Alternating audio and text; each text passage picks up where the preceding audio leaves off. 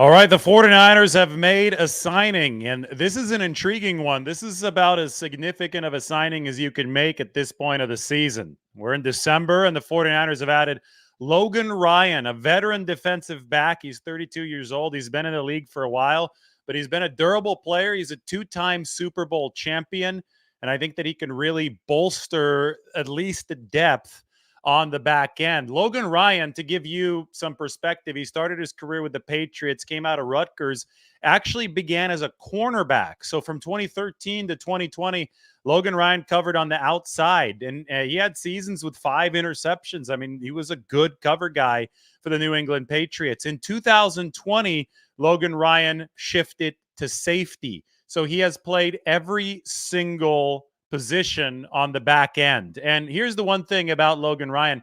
Throughout it all, from age 22 to 32 in the NFL, he's been a very good tackler. And just think of context here for the 49ers. The defense seems like it's almost without a weakness. And I say almost because there still is a little bit of a weakness when you miss 12 tackles. They had been awesome tackling early in the season. They slipped up with their tackling over the course of the losing streak when the defense was really struggling and was giving up those 30 points per game. And then the 49ers started improving on the tackling front again over the course of this current winning streak.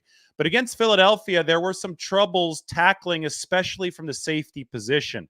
Jair Brown, the rookie, missed 2 big ones. Took bad angles on A.J. Brown, and that led to third down conversions. And then remember, there was a little screen that Philadelphia ran on another third down, and it was the 33-year-old veteran, Deshaun Gibson, who missed the tackle on the wide receiver screen to the near side that allowed Philadelphia to move the chains. Anyway, if there was one point of concern for the 49ers defensively, leaving that game against the Eagles, it was tackling from the safety position. And it's no coincidence that Logan Ryan has a career missed tackle rate of only 8.7%. He's been a plus tackler wherever you've lined him up across the secondary, and 19 career interceptions speaks for itself as well. Deshaun Gibson, the 49ers 33-year-old starting safety, he's got 33 career picks. Logan Ryan, 19 career interceptions. That's 52 career INTs between these two veteran safeties that the 49ers have. The signing was reported by Ian Rappaport. I have to say, there's only upside here for the 49ers. If you want to visualize how this one fits in with the 49ers roster, let's take a look.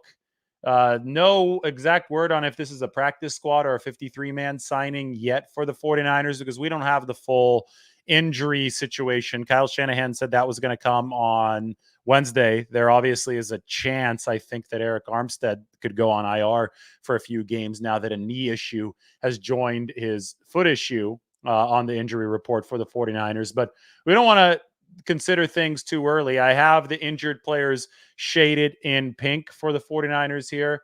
53, it's a full 49ers 53-man roster. It's currently a full practice squad, but spots can open up if anybody goes on injured reserve. So I'm going to go ahead and pencil Logan Ryan in to a safety position for the 49ers, like a backup safety spot for now, backup strong safety spot, and just go from there. Eric Harris, they signed him last week. He's on the practice squad. They called him up for this past game. He's a special teams guy, over 1,500 career special team snaps. Logan Ryan has 699 career special team snaps, so not as many as somebody like Eric Harris. He didn't play much special teams last year with Tampa Bay. I do think that Logan Ryan is more of a focus for the 49ers on that defensive side of the football, where you could see Jair Brown. He's the only rookie on offense or defense in a starting position for the 49ers, the only one shaded here in yellow. The other rookie is Jake Moody.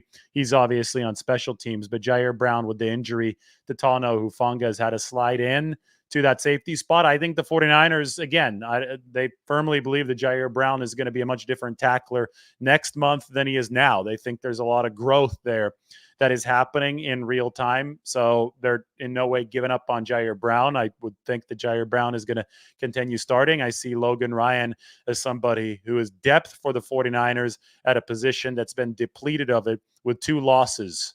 The one loss was to Talanoa Hufanga, and then a loss to George Odom. Those have both come in recent days for the 49ers. Odom might be back this season. He's been the NFL leader in special teams tackles over the course of the past 2 years, has a torn biceps, muscle, underwent successful surgery last week. 2 months was the recovery timeline that would put his return back right around the time of the NFC Championship game. So chance for George Odom to come back.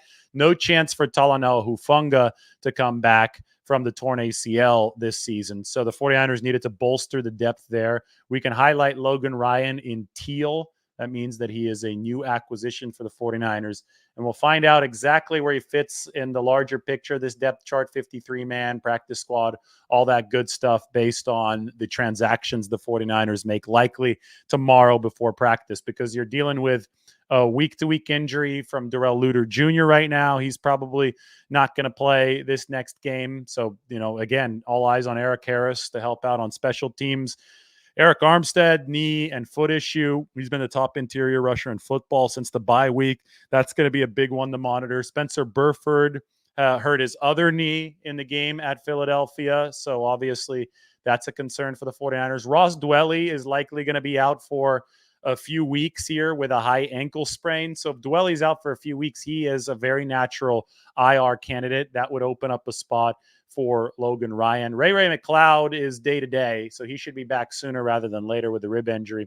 And we could take Jordan Mason off of the injury report because he played despite the hamstring injury. So 49ers are relatively healthy, but not fully healthy, and there's only upside here as they have added Logan Ryan, defensive back who started his career as a cornerback and moved to safety in 2020. It was the Patriots, 2 Super Bowls with them from 2013 to 2016, playing mainly that right cornerback position. Over his time with New England, we saw Logan Ryan notch 13 of his 19 career interceptions. Then he went to Tennessee from 2017 to 2019, played cornerback on both sides.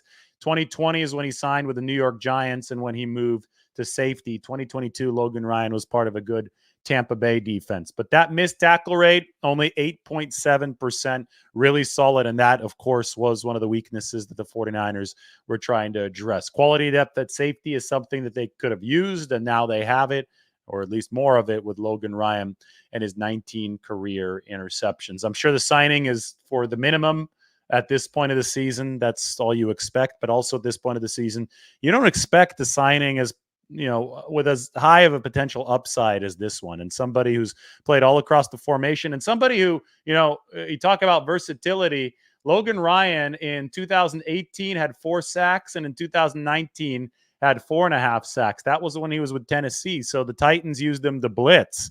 And we know that the 49ers with Steve Wilks will blitz some cornerbacks here and there. So the fact that he can do everything, cover, blitz, obviously tackle, I think that's big for the 49ers. I think that that's exactly what you want in a depth piece, a veteran depth piece at 32 years old, to strengthen your Super Bowl chances. All right, that's the lowdown on Logan Ryan. Only upside here for the 49ers. Ian Rappaport reported the new signing, and we'll have more roster details on that moving forward.